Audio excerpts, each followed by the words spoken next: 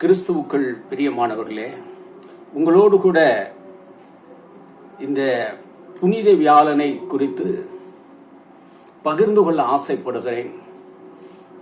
மாண்டி தஸ்டே என்று சொல்லி அழைக்கப்படுகிற இந்த புனித வியாழனை குறித்து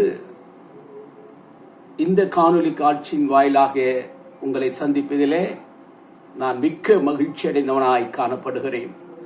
புனித வியாழன் என்றால் என்ன? புனித வெள்ளிக்கு ஒரு நாள் முன்னதாக வரும் வியாழன் புனித வெள்ளி என்று அழைக்கப்படுகிறது. இது உயிர்த்தெழுதலுக்கு முன் வரும் வியாழன் ஆகும். இயேசு தனது சீசர்களுடன் பஸ்காவை கொண்டாடிய நாளுக்கு புனித வியாழன் என்று பெயர். அவர் காட்டிக் கொடுக்கப்பட்டு கைது செய்யப்பட்ட நாளாகவும் அது இருக்கிறது. புனித வியாழன் என்பது இயேசு இறுதி திருவிருந்துடன் தொடர்புடைய செயலை நினைவு கூறுவதாகும். புனித வியாழன் இரண்டு முக்கியமான நிகழ்வுகளை மையமாக கொண்டுள்ளது.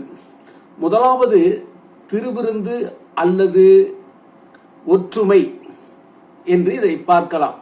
லூக்கா 22 அதிகாரம் 19 முதல் 20 வசனங்களிலே இதை வாசித்தால் புரிந்து கொள்ளலாம். இது திருச்சபைகளின் கட்டளையில் ஒன்றாகும். இயேசு கடைசி திருவிருந்தை நினைவு கூறும் வகையில் பல சபைகளிலே இதை நினைவு கூறும் வகையிலே புனித வியாழன் அன்று சிறப்பு பிரார்த்தனை கூட்டம் நடத்தி திருவிருந்து ஆராதனையாக கடைபிடித்து வருகிறார்கள். இரண்டாவது முக்கிய நிகழ்வு இயேசு சீசர்களின் பாதங்களை கழுவுவதாகும். அவருடைய மனத்தாழ்மையும் சேவையையும் நாம் ஒருவரை ஒருவர் நேசித்து சேவை செய்வதற்கு ஒரு முன்மாதிரியாக அமைந்ததுதான் இந்த புனித வியாழன் நிகழ்வு. யோவான் எழுதின சுவிசேஷம் 13 அதிகாரம் 3 17 வசனங்களை வாசித்தால் இதை நாம் விரிவாக அங்கே குறிப்பிடப்பட்டுள்ளதை பார்க்க முடியும். இன்றும் சில கிறிஸ்தவர்கள் இயேசு தம்முடைய சீசர்களில் கால்களை கழுவினது போல அதை பின்பற்றி புனித வியாழன் அன்று கால்களை கழுவுதலை பின்பற்றுகிறார்கள். யோவான் நற்செய்தி கடைசி திருவிருந்து அன்று என்ன நடந்தது என்பதை விவரிக்கிறது.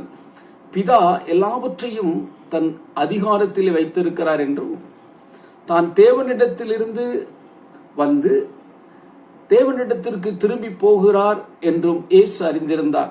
ஆனால் அவர் திருவிருந்தில் இருந்து எழுந்து தம்முடைய மேல் அங்கியை கலற்றி வைத்துவிட்டு இடுப்பிலே ஒரு துண்டை சுற்றி கொண்டு அதன் பிறகு ஒரு பாத்திரத்திலே தண்ணீரை ஊற்றி கொண்டு தம்முடைய சீசர்களுடைய கால்களை கழுவி தான் சுற்றி கொண்டிருந்த துண்டினாலே சீசர்களின் கால்களை துடைக்க தொடங்கினார் என்று சொல்லி அங்கே பார்க்கிறோம். பின்பு தம் சீசர்களிடம் நான் உங்களுக்கு செய்தது போல நீங்களும் செய்யுங்கள் என்று கூறினார். மாண்டி என்ற சொல் லத்தீன் மொழியிலிருந்து வந்தது. இதன் பொருள் கட்டளை அல்லது கட்டளைகள் ஆகும். எனவே மாண்டி வியாழக்கிழமை அல்லது கட்டளை வியாழக்கிழமை என்றும் இதை சொல்லலாம். குறிப்பிட்ட கட்டளை என்பது இயேசு அன்றிரவு சீசர்களுக்கு கொடுத்த ஒரு புதிய கட்டளை ஆகும்.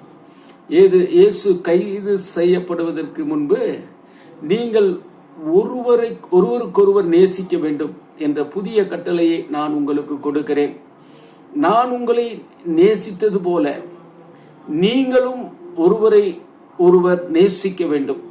நீங்கள் ஒருவரை ஒருவர் நேசித்தால் நீங்கள் என் சீசராய் இருப்பீர்கள் என்பதை அறிந்து கொள்வீர்கள் என்று சொல்லி யோவான் 13 அதிகாரம் 34-35 வசனங்களிலே நாம் பார்க்கிறோம். யோவான் 15-12 ஒருவரை ஒரு நேசிக்க வேண்டும் என்ற கட்டளையை இயேசு மீண்டும் கூறுவதை அங்கே பார்க்க முடிகிறது.